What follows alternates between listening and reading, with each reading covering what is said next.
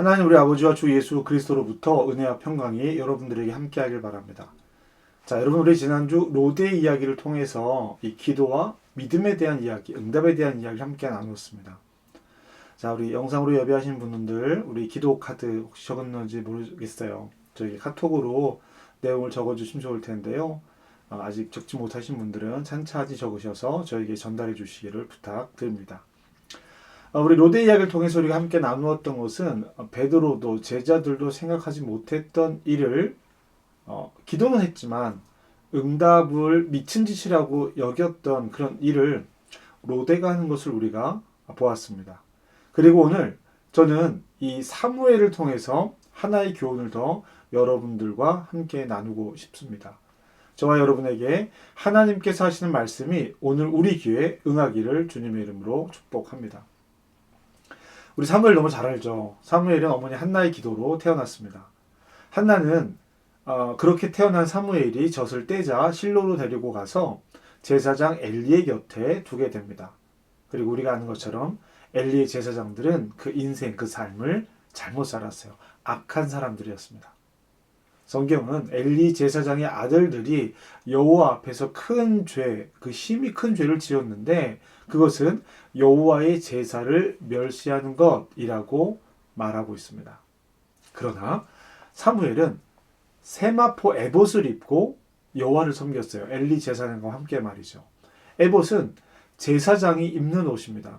그런데 그것을 세마포천, 광목천으로 만들어서 어릴 때부터 그렇게 스스로를 구별했다라는 것이고요. 한나는 매년 사무엘에게 새 옷을 가져다 주었습니다. 에봇을 세마포천으로 만들어 입었다라는 것은 어릴 때부터 그 삶의 목적이 분명한 것을 알 수 있죠. 그러니까 사무엘은 하나님의 약속으로 태어났고 젖을 떼자 그 약속을 따라서 하나님의 전에 올라가서 그곳에서 엘리와 함께 살았다라는 것입니다. 더불어서 세마포 에봇을 입고 어려서부터 제사장의 일을 도왔고 제사장의 임무에 대해서 잘 알아가고 있었다는 거죠. 그러나 이렇게 사무엘이 점점 잘 자라가는 동안 엘리의 아들들은 점점 악해져 갔다라고 성경은 기록하고 있습니다. 사무엘상 2장 26절의 말씀을 보면 아이 사무엘이 점점 자라매 여호와와 사람들에게 은총을 더 받더라 라고 기록하고 있습니다. 지금 이 상황이 사무엘이 하나님의 기름 부음을 받기 직전의 일입니다. 지금 엘리와 그 아들 그리고 사무엘이 성장해 가는 이때를 오늘 본문은 이렇게 설명하고 있습니다. 1절 말씀인데요. 함께 보실까요? 아이 사무엘이 엘리 앞에서 여호와를 섬길 때에는 여호와의 말씀이 희귀하여 이상이 흔히 보이지 않았더라. 아멘.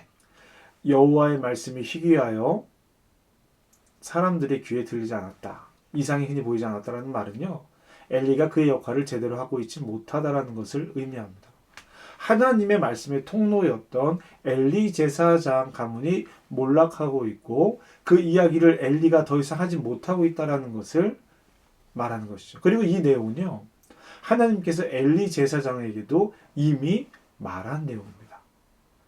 엘리의 시대나 오늘 우리의 시대나 여호와의 말씀이 없다면 우리에게 하나님의 뜻이 전달되지 않는다면 우리는 하나님의 뜻을 알 수 없습니다. 다만 오늘 우리 시대에는 이미 전달된 하나님의 말씀이 있어요. 그러나 우리에게 전달된 말씀이 저기 있다면 그저 저쪽 어딘가 책 안에 갇혀 있다면 엘리의 시대나 우리의 시대나 별반 다른 일이 없다라는 것입니다. 하나님께서 사무엘을 부르시는 장면은 너무나 유명하죠. 여호와께서는 사무엘을 부르시고 사무엘은 내가 여기 있습니다 라고 대답을 합니다. 그리고 엘리에게 향하죠.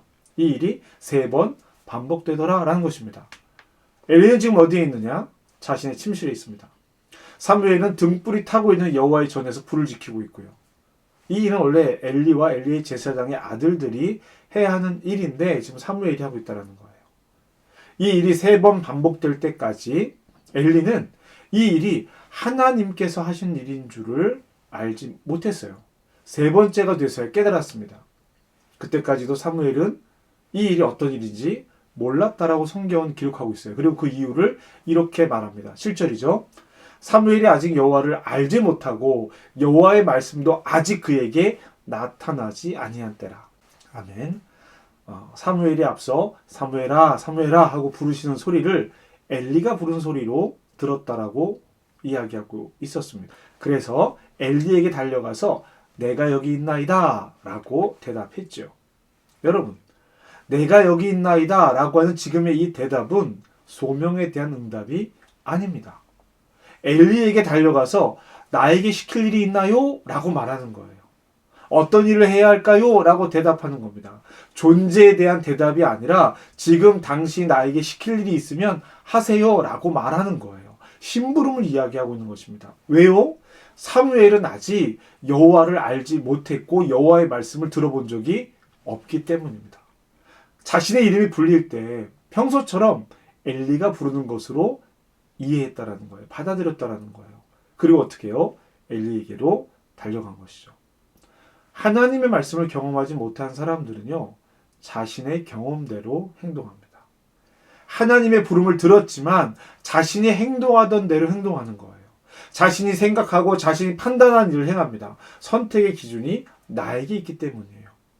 사무엘의 부름에 대해서 단 한 번에 알아차려야 할 엘리도 세 번째가 돼서야 이것은 하나님께서 부르시는 것이구나 라는 것을 깨달았다는 거예요. 그의 능력이 다했다는 것을 보여주는 장면 중에 하나이기도 합니다. 그럼에도 엘리는 자신에게 일어난 일을 부정하지 않고 사무엘에게 이 일을 전달합니다. 엘리의 입장에서 사무엘을 하나님께서 부르시는 것은요, 자신의 가문의 종말을 맞는다라는 의미인 것입니다. 그런데도 엘리는 자기에게 주어진 사명을 감당하고 있어요. 9절 말씀입니다. 엘리가 사무엘에게 이르되 가서 누웠다가 그가 너를 부르시거든 내가 말하기를 여호와여 말씀하옵소서 주의 종이 듣겠나이다 하라니 이에 사무엘이 가서 자기 처소에 누우니라. 아멘. 이제 사무엘은 엘리의 도움을 받게 됩니다.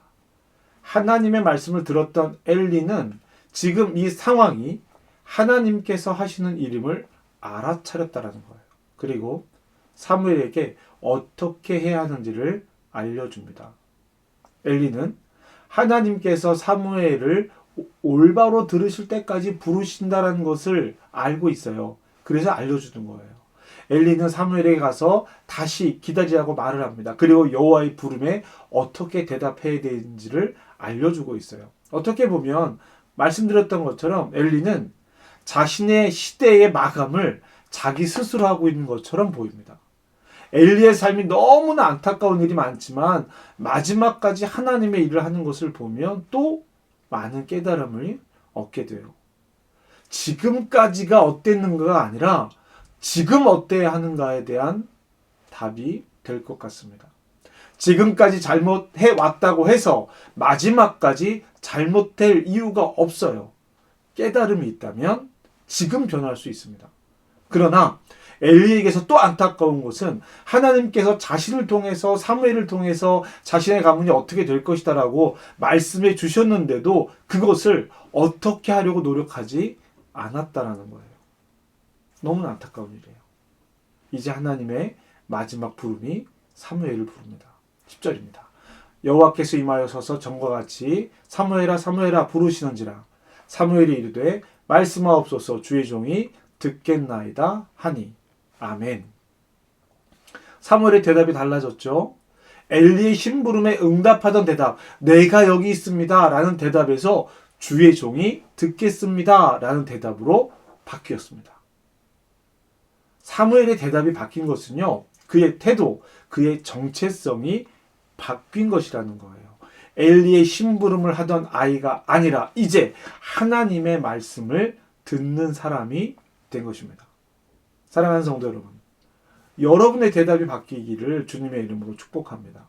태도가 바뀐다는 것은 신분이 바뀌는 것을 말해요. 성경은 우리에게 우리의 신분이 바뀌었다라고 이야기하고 있습니다. 요한복음 1장 12절 말씀을 보면 영접하는 자 곧 그 이름을 믿는 자에게는 하나님의 자녀가 되는 권세를 주셨으니 아멘. 사무엘이 엘리의 종에서 하나님의 사람으로 그 신분이 바뀌는 것을 봅니다. 그렇게 됐듯이 우리도 죄의 종에서 하나님의 자녀로 신분이 바뀌었습니다. 신분이 바뀌지 않으면 알아듣지 못하는 말들이 있다라는 거예요. 신분이 바뀌지 않으면 같은 말을 들어도 다르게 판단하고 다르게 행동할 수밖에 없는 것입니다. 그래서 사무엘의 이야기에서 이 7절 말씀은 매우 중요합니다. 이 말씀이 분기점이에요. 사무엘이 하나님의 부름을 듣고도 알지 못한 것은 여호와를 알지 못했기 때문이에요. 비록 하나님의 전에 있어도 엘리의 말만 들었다라는 것이었습니다. 7절이 그걸 확인하고 있는 거예요. 그리고 9절에 가면 이제 사무엘이 엘리에게서 배우고 있습니다.